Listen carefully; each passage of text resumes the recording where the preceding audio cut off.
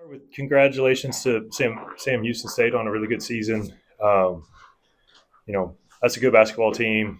I don't know if probably don't feel like they played their best. Obviously, leading scorer getting hurt, a little bit of foul trouble in the first half, but so congrats to them. But I thought our guys had a really mature approach to this and came ready to go, and that's what we'll need to do if we want to continue to play. And so we're excited to keep playing basketball and looking forward to Sunday. Eric, we were asking you obviously earlier this week, and the natural question going into NIT and you're disappointed is, are you guys going to be ready to play? And you seemed like you were pretty convinced that they were going to be ready to play. Were there any doubts until that opening 4 minutes when you guys kind of did what you did? I mean, you never know until you get on the floor, but I got a lot of confidence in these guys and their competitiveness, and they've responded all year. We've every team, but we're no exception. Like we've had some adversity through the year, and whether that's in a game or responding from a game, I feel like we've had a pretty resilient group that's kind of always been up for the next thing when we've had some disappointments. And that 16 points by the first media timeout's the most you guys have had by the first media timeout this year. Was there anything to that start that was any different than the last several games that maybe didn't have great starts? No. Just they went in. Yeah. All right, and then you knew they were a really good offensive rebound team, best statistically offensive rebound team you guys all season. The get out and run is something you wanted to do anyway, but I'm curious how much of an emphasis, or was there anything schematic that you said they do this, so let's actually do something different, or is it just an emphasis to kind of get out and run more and get those 26 fast break points? Yeah, it's not anything different. We always want to run when we have it.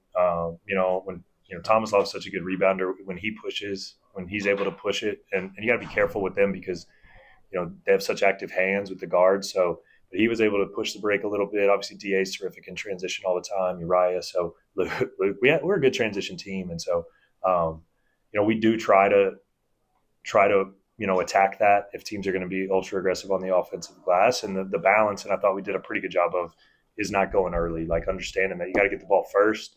That's the priority, and then their aggression gives you a chance to still run once you have it. JT and Uriah with career highs. You have Jake hit the 3-point record, but it seems like one of the big things that came out of this game was Antonio kind of broke out of that scoring slump that he had. He hit 13 points in the last 10 minutes. How big of a kick for him is that?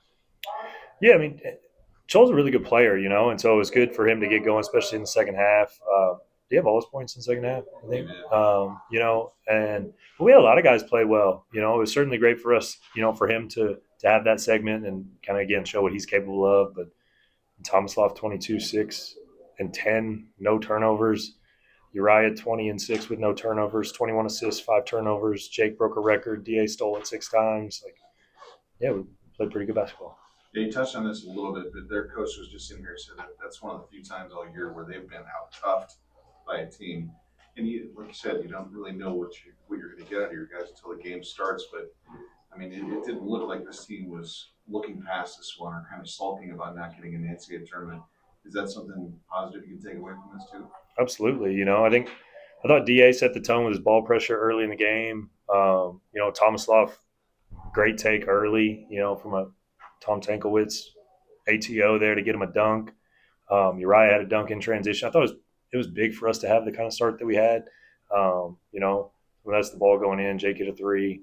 But once we kind of got off to that good start, you could feel them kind of kick into gear a little bit. Yeah, just kind of feeding off of that. I know you guys had a great start and talked about the mature approach, but there was a couple of times where they got it within 7 points in the first half, and then you guys just closed it out. What does that mean to see this team really just even when you got the big lead to just keep it and you know what I'm saying and finish it out strong? Yeah, well, I mean, I think that's who we've been. We've had leads and lost leads. We've been behind and come back. I think as you go through now, we're out however many games in. Freshmen aren't really freshmen anymore. We're kind of we've seen some stuff together. Throughout the season, so we shouldn't really get rattled at any point or lose our poise. We've been pretty strong in that area all season. For sure, and I thought it was impressive too. Only 5 turnovers. What do you think about that? Yeah, it's great. And when we take care of the basketball, we got guys who can make shots. They give each other a chance. We did a good job on the offensive glass too. 13 with the percentages we shot is a pretty good job. So, yeah, we won the possession. We're always trying to win the possession game, and we did that in a significant way today. Coach, and watching them a little bit on film, yesterday I was watching them. They run a lot of good action, but I thought the rotations and the closeouts were very good, getting over picks. The defensive energy was definitely there tonight. It seemed like you really scouted a lot of what they did. You talk about just the defensive pressure and the rotations and closeouts. I thought they were exceptionally good tonight. Yeah, I thought we were able to be disruptive and aggressive, and then still get out to shooters for the most part. I know one got it going a little bit. He's got good size. Shot over contest a few times. I thought we were good. I can think of a play in the second half where Luke got a deflection. We got in rotation, and then he got a second deflection in the corner on a long rotation. Uriah was flying around. DA obviously was coming off of his and making plays on the ball. So his aggression was awesome. That's where he got 6 steals, and I thought that fueled some of our transition. Jake ends up with 14, so it wasn't a bad game at all. But I actually thought they kind of did a good job. I asked Chris about that, and he said he thought they were awful against him because every time they messed up, he made him pay. I kind of felt like maybe they did a pretty good job of keeping him limited to probably 5 or 6 kind of opportunities, and he just sort of made him pay. Did you feel like they did a pretty good job on Jake? Well, I mean, it's hard to – I don't know what they're playing, like their specifics of their plan, so I don't want to comment on how they did. But, I thought Jake played well, He got looks, 8 threes is decent, is pretty good volume for him. He had a couple uncharacteristic turnovers early, but, he settled in and, he's got so much gravity and everybody's paying attention to him so much. Even when he's not getting shots, he's super impactful. Just looking ahead, obviously, I'm not going to ask you too much about George Washington unless you happen to know a lot about George Washington. I don't. George Washington. You got to kind of keep this rolling. I imagine it's just more of the same at this point. I don't know how you get them motivated for a game 2 as opposed to a game 1 in the NIT. But is it just more of the same? I mean, was that locker room pretty confident about keeping this thing rolling? Yeah, I mean, I think playing well is something that we can build off of, right? And going through the experience, and now we feel it. We know what to expect, and I think these guys want to keep playing together.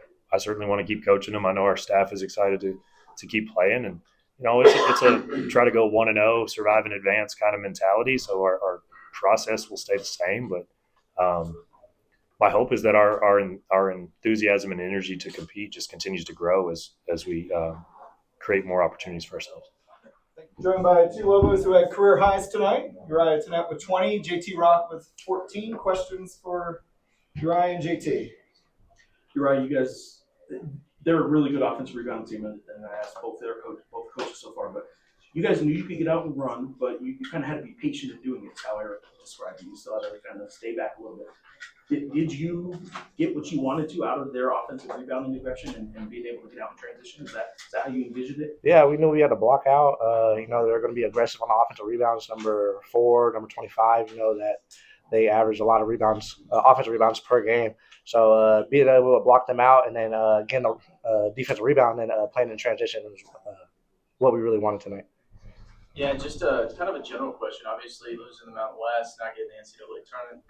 Win the first game of the NIT at home, what does that mean to you guys? How big was this moment to play again on the fifth floor? I know you got another one, but coming out and having this performance.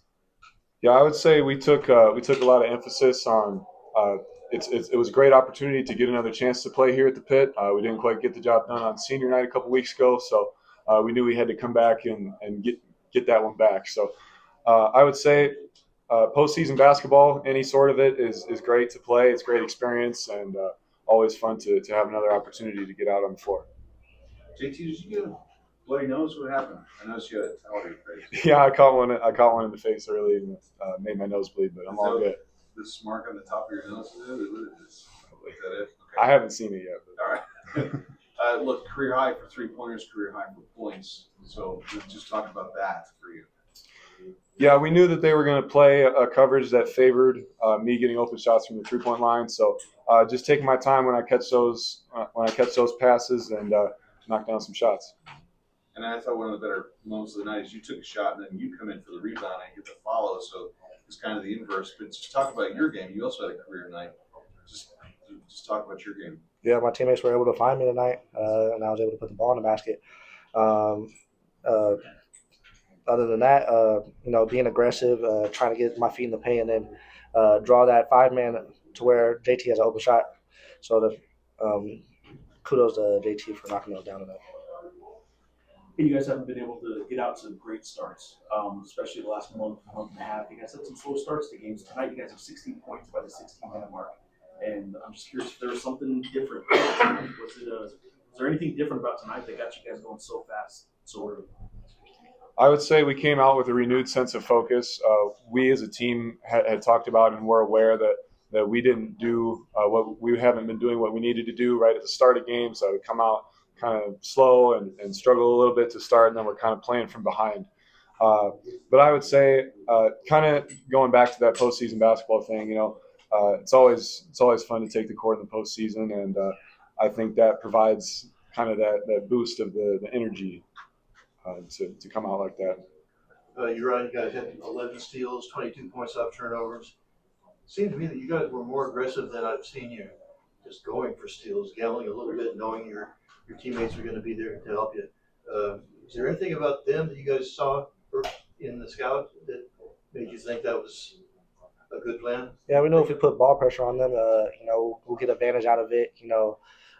Get steals, steal the spin moments, different things like that, and get out on the run and transition. That day to not play hard, and I can count on one hand the amount of times that we have been out-toughed this year. That's part of what made this team great, is our physicality, our intensity, our toughness, and we did not do that tonight.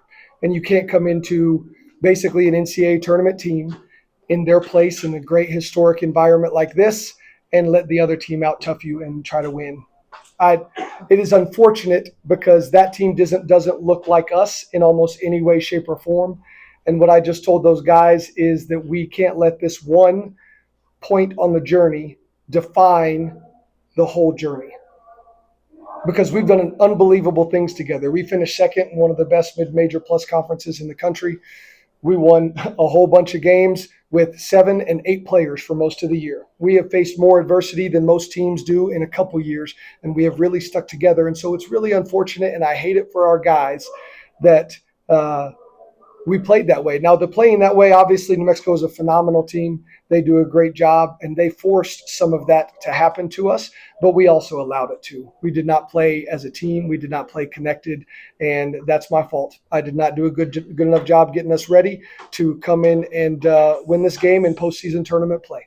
So I appreciate all our guys. I appreciate their effort through the season, and go for questions, guys. Chris, you guys have been one of the best. In fact, you were the best offensive rebounding team that they faced this season. But you were able to keep teams from getting out and running on you quite a bit. Tonight, they get 26 fast break points against you guys. How much of that was maybe just because of the offensive rebounding? How much of it might have happened anyway? Well, our offensive rebounding is one of our superpowers. We're obviously very good at it, and we've played good transition defense on the year.